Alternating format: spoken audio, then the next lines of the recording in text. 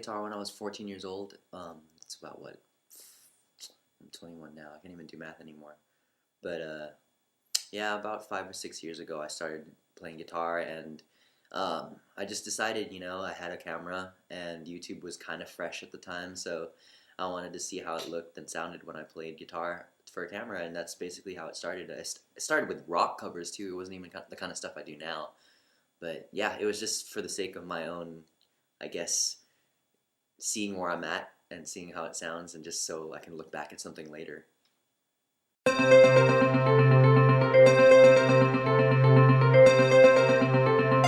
Like I said before, I just put videos up because I liked just being able to see and hear how my progress was coming along, and it was pretty interesting to see comments and people actually wanting more videos out of me, even if it were just like one or two other people.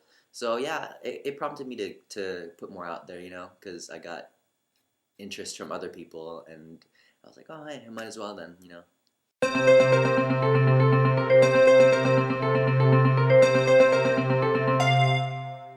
I play guitar. I started off with electric, and I play primarily acoustic now.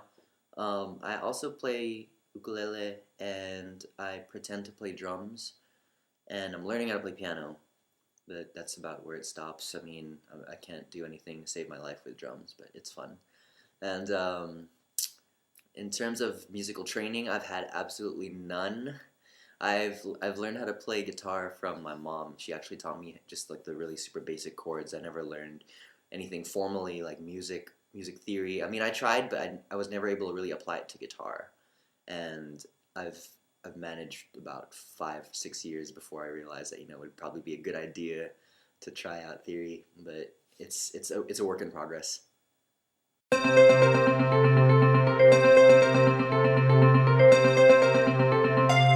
I would say that From Her, my first original song that I've ever written in my entire life, holds a pretty special place to me because it's my first song ever, and because that was around the time where I really started thinking about what else can I do with music, and what else can I do with the fact that I've decided to try singing. So I was just like, hey, I might as well try writing a song, and that was pretty much the marker for me, like the start of it all, I guess you could say.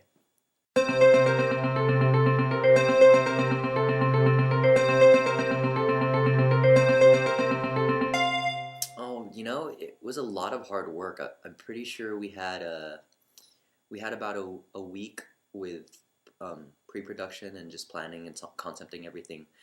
Me and Scott Yoshimoto of Movie Media and Productions and Deo Forteza of Kava Modern, we got together quite a few times just to get everything on story mode. We took it pretty seriously, and it all came together. We had 3 actual full days of recording, not including the little side stuff that Scott and I had for extra scenes. But for college students, it was really a challenge, but it was also really fun to try to fit everything around an academic schedule.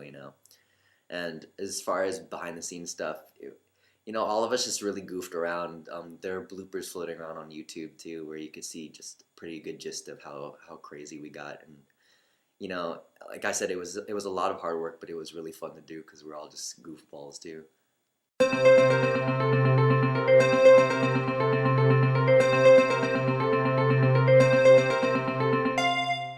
Ooh, that's a good one. The cool thing I've learned about YouTube is that it's so communal.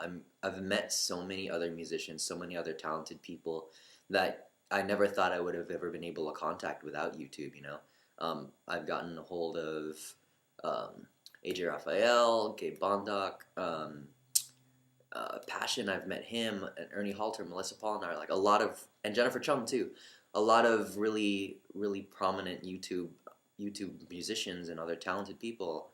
I mean, even from a bunch of different locations. I've met Alyssa Bernal from San Antonio, Texas, and who would think that you would meet someone through San Antonio, Texas otherwise?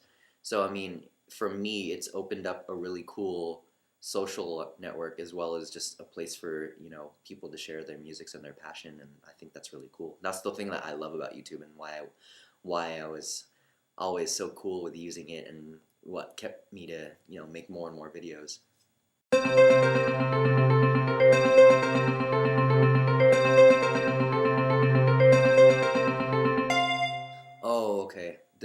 cool story.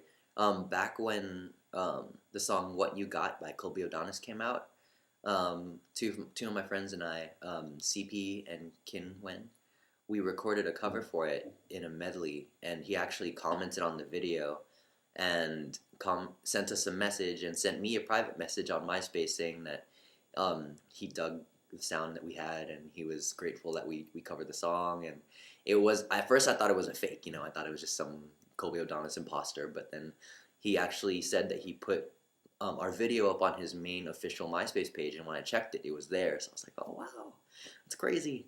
And in terms of, I guess, crazy supporters, or I don't like to think of them as crazy or weird, but I think it's pretty, I've been shocked at the amount of support I've gotten, because at one point I got a girl who gave me a t-shirt that had my picture on it, and that blew my mind. I mean, I thought it was more cool and more flattering than it was weird. And I got recognized at a local yogurt shop too, and that was pretty cool. I mean, to be known via YouTube, it's always going to be a trip for me.